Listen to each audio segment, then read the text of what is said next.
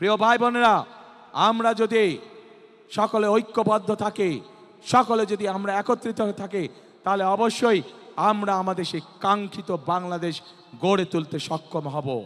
এবং সেই কাঙ্ক্ষিত বাংলাদেশের স্লোগান হবে একটাই। জানেন কি সেই স্লোগান? করব কাজ, কি ভাই, করব কাজ, গর্ব দেশ, সবার আগে বাংলাদেশ। করব কাজ, সবার আগে ইনশাআল্লাহ। প্রিয় ভাই বোনেরা, আসুন আজ এই জনসভায় আমরা প্রতিজ্ঞাবদ্ধ হই যে আপনাদের সামনে অভিজ্ঞতা রয়ে গিয়েছে এবং বর্তমান মুহূর্তে যতগুলি রাজনৈতিক দল আছে তাদের মধ্যে একমাত্র বিএনপির অভিজ্ঞতা আছে দেশ পরিচালনা করার। এবং যেহেতু বিএনপির অভিজ্ঞতা আছে দেশ পরিচালনা করার, একমাত্র বিএনপির পক্ষেই সম্ভব এই বাংলাদেশকে সঠিক পথে পরিচালিত করা।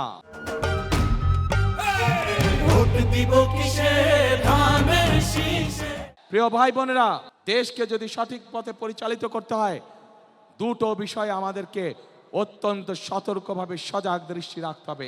এক, দেশের আইন শৃঙ্খলা রক্ষা করা, যে কোনো পরিস্থিতিতে দেশের আইন শৃঙ্খলা রক্ষা করা, যেন মানুষ শান্তিতে রাজপথে চলতে পারে, যেন মানুষ শান্তিতে তার ব্যবসা বাণিজ্য করতে পারে, যেন মানুষ শান্তিতে রাতে ঘুম যেতে পারে তার নিজের ঘরে। এই অভিজ্ঞতা বিএনপির আছে। বিএনপি জানে কিভাবে দেশে নিরাপদ পরিস্থিতি তৈরি করতে হয়।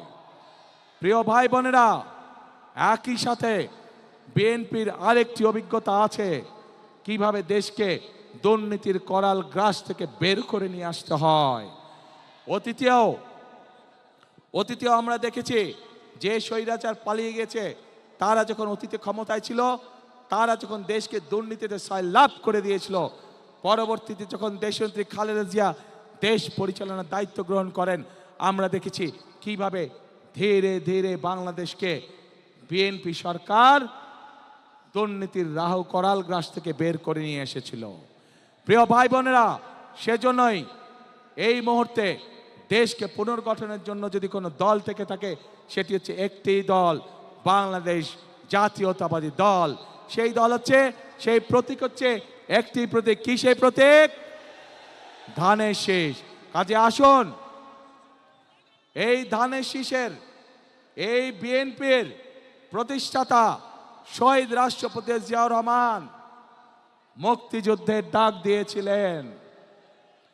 এই রাষ্ট্রপতি জিয়াউর রহমান, শহীদ রাষ্ট্রপতি জিয়াউর রহমান এই দেশে বহুদলীয় গণতন্ত্রের চালু করেছিলেন। এই বিএনপির নেত্রী দেশনেত্রী খালেদা জিয়া এই দেশে সংসদীয় গণতন্ত্র চালু করেছিলেন। কাজেই সব কাজ থেকে প্রমাণিত হয় বিএনপি কাজ করে শুধুমাত্র জনগণের জন্য। বিএনপি কাজ করে শুধুমাত্র দেশকে পুনর্গঠনের জন্য। কাজে আসুন আগামী 12 তারিখে আমরা ধানের শীষকে জয়যুক্ত করে দেশ পুনর্গঠনের কাজে আবার হাত দেই।